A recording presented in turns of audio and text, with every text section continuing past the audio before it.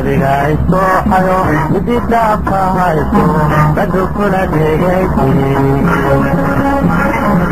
wadiga isooxayo mididaabka hayso badu kula dhegaysi dabinbaadisgeliso ونكوميعينتيوي دبانا تغانيو ويسكما دلعيني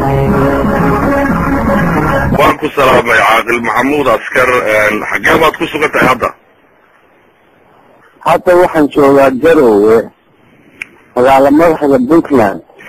waan gartay caaqil maxamuud waxaanu helay fariin inaad rabtay inaad saxaafadda la hadasho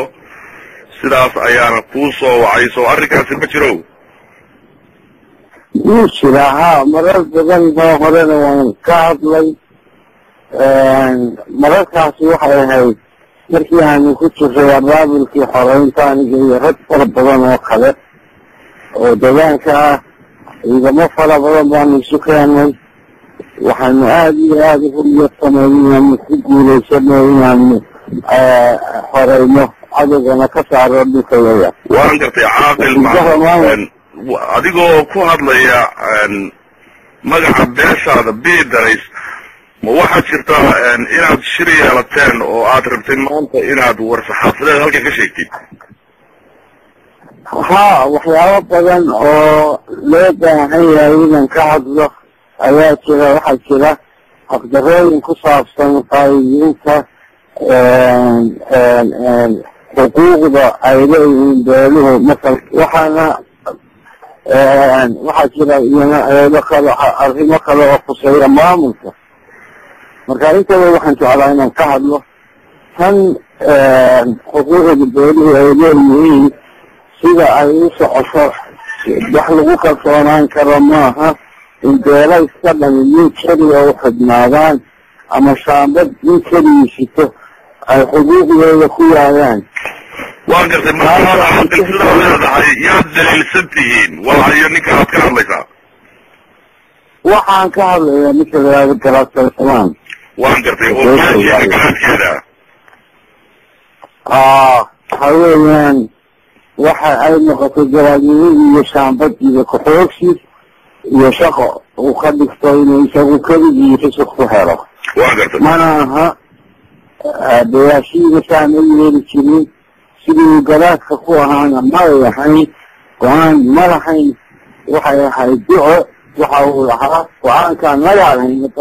oqaashi beesha iyo aabihii iyo awoowgiina waa loo yeeli jiray go-aanka aan qaadanay ay ku ducayn jireen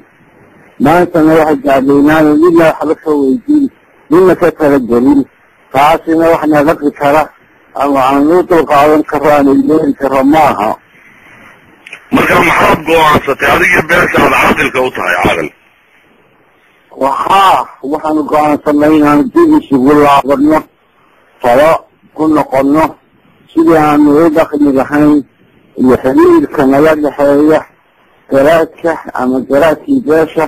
aanu dib ugu laabano oo qosheyno markaa wixii aanu ka fursan weyno haddii ilaahay ka dhigo aanu ku tallaabsano taas macnaheeda ma waxaa la oran karaa caaqil haddii aad tihiin beesha biidarays garaad saleemaan garaad maxamed kalsoonidu waad kala noqoteen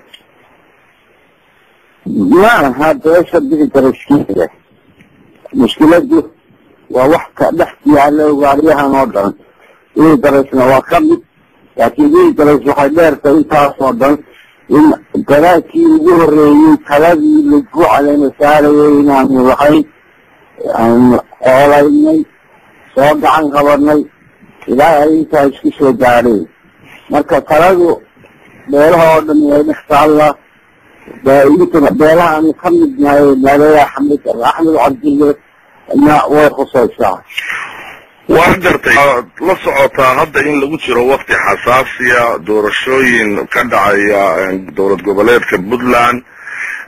waxaad kaloo inu ognahay inuu garaadku hadda waktigan aada mashquul u yahay oo weliba garab idin ka baahaya haddii aad tihiin cuqaashi beesha ma waktigan ayaa wakti ku habboona in garaadka maaragtay ay mas-uuliyaddii uu inoo hayay ayba noqoto in dib looga fiirsado iyo hawlo noocaasa miyaanay habboonayn in wakti kale loo dhigo waxa weeyaan horta isaga siyaasadii waa ka xaaraanba waajibkiisi wuxuu ku egyahay jeedka ma dhaafsiisna waxna ma dheera maamul shaqo kuma leh siyaasadna kaba sii daran haddii markaa ay uu hogaansami waayo ama xushmayn waayo ammaanadii uu hayay waxa ay markaa ku khasban yihiin dadkii inay eegaan wixii ay ka fursan waayaan laakiin uma madax banaano sida yeeli inta isinkayo xor uma aha xuduud buu leeyahay aanu dhaafi karin waan gartay waa arrin wanaagsan weeye caaqil maxamuud isku dhac adiga iyo garaadka dhexdiina miyaa jira mise guud ahaanba beesha ayaa dhalinaysa garaadka ma ji garanayo wax gaar oo annaga labadayada nafseeyo aan iskaga horninin laakiin waxa weeye aragtida danta way kala duwanaan kartaa marka ma aha inaanu qaato inaan shaksi ahaan ama shaksi ahaan isaga uu qaato inay wax nooga dhexeeyaan aragtiyadu waa kala duwanaan karaan waxaana loo baahan yahay tabeesha in hadiisa la tixgeliyo marka qof kasta oo siisa ku adkaysta waa gaar buu madaxa la dhacaya waa gartay waxaad ka saqarisay garaadka iyo shaabadiisa iyo in dadka uu keligii meel ugu xidhnaado arrintan ma arrin la xidhiidhaa doorashooyinka iyo musharaxiintan dadku ay beeluhu ay soo xulayaan arrin la xidhiidho oo dhexdiina dhib ka jira miyaa hadda jira maya ma keliya maaha xilligan aada iyo aad bay u kororsan tahay wayna tahay xilliga doorashada waxna waa kasii horeeyeen oo waxay ku sugan tahay ilaa iyo ururinta beesha wayna kuwan doorashaduna way kusoo biireen marka waa arrimo soo jiitanayay ilaa muddo oo ku saabsan abaabulkii laga soo bilaabay abaabulkii xoreynta iyo ciidan eedintii soona gaadha xilligan doorashada marka arrimuhu saasay usoo jiitanayeen maaha arrin mar keliya lagu soo dooday waxaad garaadka ku eedaynaysaan caaqil maxamuud askar arrimo la xidhiidha qabsashadii gobolka sool oo soo jiitanay iyo hadda oo doorashooyinkii puntland ay yimaadeen oo uu shaabadiisa ku xoogsanayo sida aad arrinka u dhigtay saas oo maaha ha waa gartay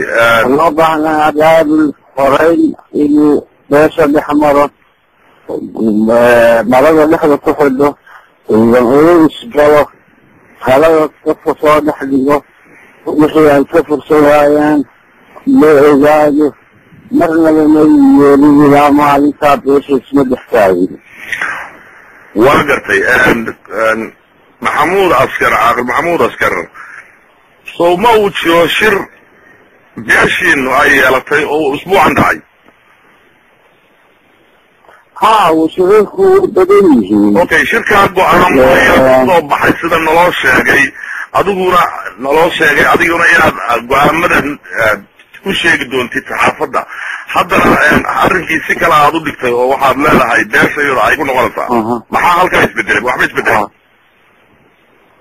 waxba isma bedelin waktiga unbay ku xoran tahay marka haddana waanu balansannahay qolyaha dabeeduhuna waxaan la socdaa inay shireen taladoodii noo soo gudbiyeen waxa ay tahay anana aanu gudaha aanu hadda ballansannahay marka wax isbedelay ma jiro laakiin waktiga unbay ku xidhan tahay oo wakti ku xidhan waa gartay caaqil maxamuud qolada dabaddu way shireen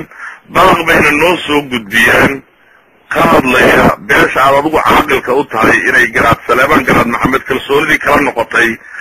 baaqiina maanaa soo gelin oo waanu haynaa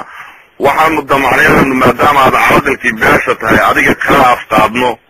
warkaama waxbaa ka bedelan